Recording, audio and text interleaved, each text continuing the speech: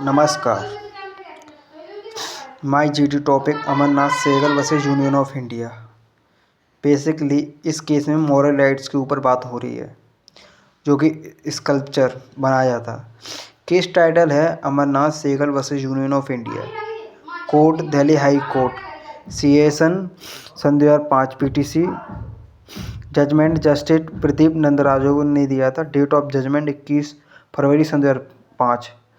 Facts क्या हैं इस केस के? Mister Amarnath Sehgal was one of Indians new sculpture during the 60s. He created an attractive mural sculpture for the internal decorative of Vigyan Bhavan in Delhi. Mr. Sehgal spent considerable time of the efforts on this artwork before handing it over to the government as an ornamental decorative piece. To doubt it made him one of the American teachers. His famed sculpture was acquired Amarnath Sehgal by the government and removed from the public view to his safety stored in their reports in 1979. Basically इस case में अमरनाथ ने बहुत मेहनत करी थी। अमरनाथ ने विज्ञान भवन में ब्रॉन्ज म्यूरल बनाया था। 140 फीट लंबा और 40 फीट चौड़ा। 5 साल लगाई थी, इसमें बहुत मेहनत करी थी। मेहनत करने के बाद सहगल जी का जो मुद्दा था वो कह रहे थे to create possess moral rights over how their work is display often being sold. Sehgal ji का आर्ग्यूमेंट था after lobbying government official unsuccessful to acquire his artistic creation for years and failing to obtain permission for destruction by the plaintiff to field suit alleging infringement on these moral rights by them. According to him, their decision and defected him an artist by the devaluing and dismantling and thereby wiping off the my artistic signature from my fall. Basically उनका मुद्दा ये था कि जो उन्हें बिना बताए जो उनके म्यूरल था, ब्रॉन्ज म्यूरल, दीवार से उखाड़ के स्टोर रूम में रख दिया गया। रखने के बाद उन्हें ये तक नहीं बताया जाएगा कि आपका म्यूरल उखाड़ दिया जाए। उन्होंने 1979 से सरकार से काफ़ी बातचीत की कि सर हमारा जो क्रिएटर है, जो हमने क्रिएट किया है वो हम एक्सप्रेस करेंगे सभी को, पर सरकार नहीं मांगी। उनकी मांगें थी कि मुझे 50 लाख चाहिए और जो मेरा म्यूरल है वो मैं चाहूँगा उस जगह पे लगेगा। सरकार का मानना है कि सरकार कह रही है कि हमारे पास हमने सारे इकोनॉमिक राइट्स खरीद लिए हैं सहगल साहब से। गवर्नमेंट डिफेंस कर रही है by singing the agreement dated October 1960. He plaintiff signed over the copyright to the government who then purchased all of them back from the plaintiff. A fire accident to Vigyan Bhavan in the 60s destroyed part of the mural. According to condition, the contact between both sides brought before an attributor appointed by the defendant under the terms of the agreement signed between both sides. Judgment क्या होता है? The court carefully address it issues at head of. Basically government को 4 चीज़ें पता चली इसमें। एक थी लिमिटेशन। गवर्नमेंट कह रही थी कि लिमिटेशन होगी, मतलब 1979 में म्यूरल उखाड़ दिया गया और 1992 में केस किया गया। और एक थी सेक्शन 57 के तहत कॉपीराइट एक्ट 1957 के तहत मॉरल राइट्स आ रहे हैं या नहीं आ रहे, इन वायलेशन ऑफ मॉरल, और जो उन्होंने स्कल्पचर पर डैमेज हुआ है उसके तहत बेसिकली। और जैसे कि हमने बताया शुरू में कि 1979 से वो सरकार से कांटेक्ट में थे, तो लिमिटेशन का मुद्दा तो हटता है। और सीधी सी बात है, मॉरल राइट्स, सहगल साहब के मॉरल राइट्स का हनन हुआ था, क्योंकि एक आर्टिस्ट वर्क अपने आप को किसी भी तरीके से एक्सप्रेस कर सकता है।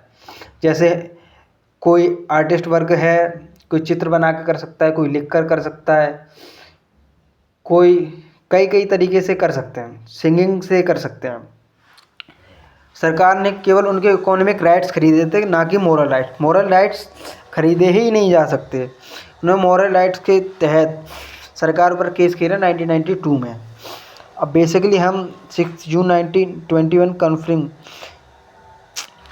बात करते हैं एनालाइज राइट इंटरनेशनल स्टैंडर्ड के हिसाब से of the right. The Berne convention first sign हुआ था into the effect in 1886, service as the legal basis of protecting literary and creative works literary and creative works around the globe. Article 6 बोलता है universally bind safeguard the authors and artist moral rights.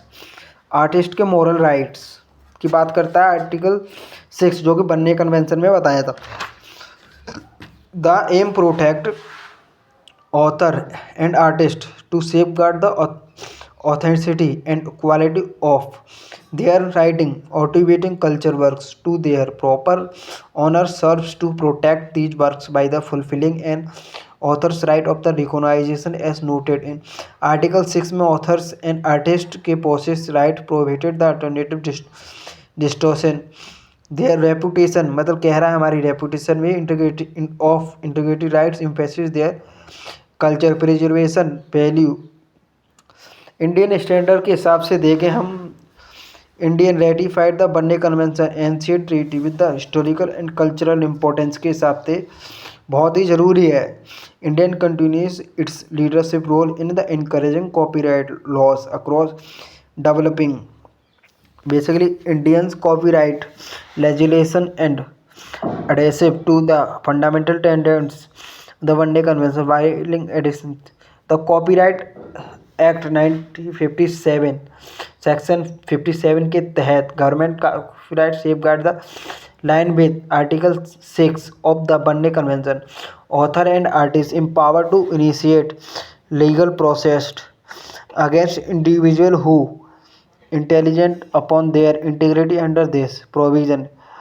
Indian law authors and artists integrity copyright to protect works from the completely section 50 CD watch. Basically हम बात करते हैं 1992 में आया था, case किया था। 1994 में राइट टू इंटीग्रिटी आया था, जो कि उसमें कहते हैं कि कोई भी आर्टिस्ट है अपना बनाया हुआ चित्र, बनाई हुई मूर्ति कहीं भी लगाया जा सकता है अगर उसके मॉरल राइट्स ना हनन हो।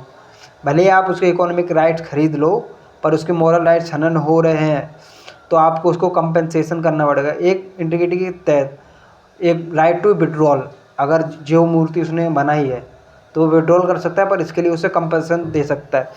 बेसिकली ये केस मिस्टर अमरनाथ सेगल सिंह जीत गए, जिसके तहत तो उन्हें 5 लाख मिले।